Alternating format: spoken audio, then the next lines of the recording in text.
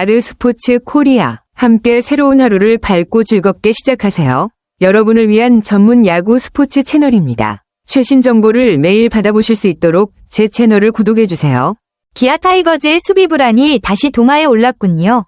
경기 초반부터 사령탑이 직접 나와 선수들의 집중력을 지적할 정도였다면 팀 내부에서도 현재 상황을 심각하게 인식하고 있다는 의미입니다. 그러나 하루 만에 또다시 실책이 반복됐다는 점은 단순한 실수 이상의 문제일 가능성이 높습니다. 집중력 부족, 수비 전술의 혼선, 혹은 기본기 부족 등 다양한 원인이 작용했을 수 있습니다. 기아는 최근 몇 시즌 동안도 수비 불안이 꾸준히 지적돼 왔는데요. 이런 흐름이 반복된다면 포스트 시즌 진출에도 영향을 줄 수 있습니다. 감독의 질책이 효과를 내기 위해선 선수들의 자세 변화뿐 아니라 전반적인 수비 시스템 점검도 필요해 보입니다. 혹시 어떤 경기에서 어떤 실책이 나왔는지 구체적으로 알고 계신가요? 이범호 감독은 김도현에게 힘을 실어주는 말 대신 오히려 강하게 말을 했을 것으로 보입니다. 감독이 마운드에 올라갔을 때 김도현이 자신감을 잃지 않도록 하고자 했던 모습이었을 수 있습니다. 3점 홈런을 맞은 상황에서 감독의 대응은 팀의 분위기를 잡기 위한 중요한 순간일 텐데 감독이 김도현에게 직접적인 지적이나 강한 말을 했던 것은 그가 선수에게 더 강한 정신적 집중을 요구했기 때문일 것입니다. 보통 이런 상황에서 감독은 선수의 마음을 다잡기 위해 냉철하게 대응할 때도 많습니다. 과연 감독이 어떤 말을 했을지 궁금한데 아마도 지금 상황에서 흔들리면 더 큰 점수를 내줄 수 있다. 스스로의 실력을 믿고 다음 이닝에서 더 강하게 던져라 는 식의 말을 했을 가능성도 있을 것 같습니다. 아, 그렇군요. 사실 감독이 김도현에게 호통을 쳤다고 생각했지만 그 호통은 김도현이 아니라 다른 선수들에게 한 이야기였다는 점이 흥미롭네요. 이범호 감독이 김도현에게 직접적인 호통을 치지 않고 오히려 팀 전체, 특히 야수들에게 경각심을 주기 위해 그렇게 행동했을 가능성이 높네요. 감독이 야수들에게 정신 차리라고 호통을 친 이유는 아마도 수비의 미흡함이나 경기 운영에서의 문제를 지적하려는 의도였을 겁니다. 투수가 실점한 상황에서 야수들이 더 집중해야 하는데 그 부분에서 부족함이 있었을 수도 있겠죠. 감독이 김도현에게 직접 말을 하지 않고 팀 전체의 분위기를 잡기 위해 야수들에게 경고를 준 것으로 보입니다. 이런 점에서 보면 감독의 리더십 스타일도 중요한데 김도현을 개인적으로 지적하기보다는 팀의 전체적인 집중력을 높이기 위해 더 큰 그림을 그린 전략이었던 것 같습니다. 이범호 감독의 말에서 그는 김도현이 매우 잘 던지고 있다는 믿음을 바탕으로 야수들에게 더 집중하라는 메시지를 전한 것으로 보입니다. 도현이 던지니깐 조금 더 집중해달라는 말은 투수가 잘 던지고 있을 때 수비가 그만큼 더 돋보여야 한다는 점을 강조한 것이죠.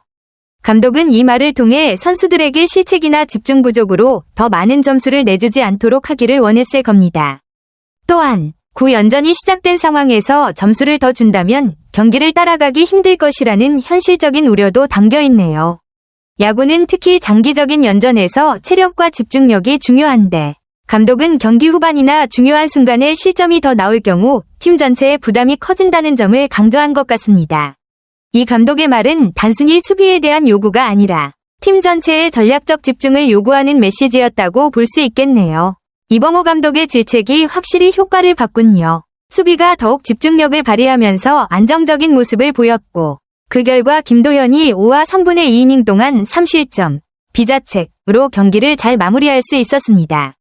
비자책 실점은 결국 수비에서 발생한 실수로 점수가 들어갔다는 의미인데 그럼에도 불구하고 김도현은 꾸준히 좋은 투구를 이어갔고 팀도 그의 투구를 잘 지원한 셈이죠.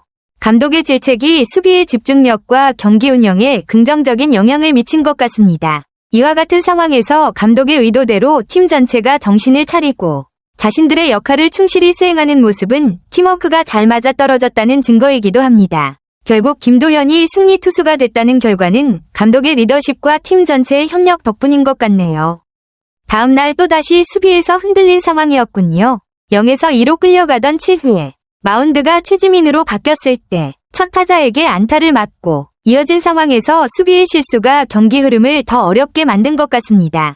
특히 1루수 이즈덤의 감각적인 백토스 이후 김선빈이 베이스를 제대로 밟지 못하면서 박민우가 살아난 장면은 아쉬운 실수였죠.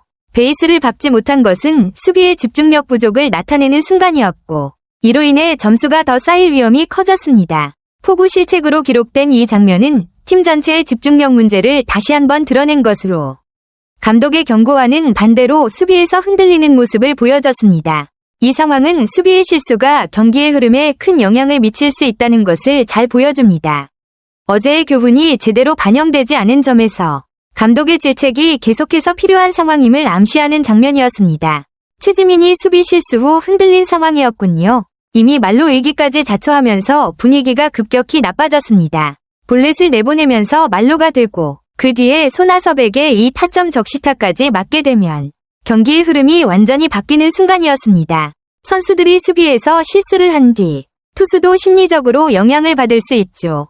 특히 이런 상황에서는 투수가 더 집중력을 잃기 쉽습니다. 최지민도 아마 그 점에서 마음이 급해졌고 결국 이어지는 타자에게 이 타점을 내주면서 고개를 숙이게 된 것 같습니다.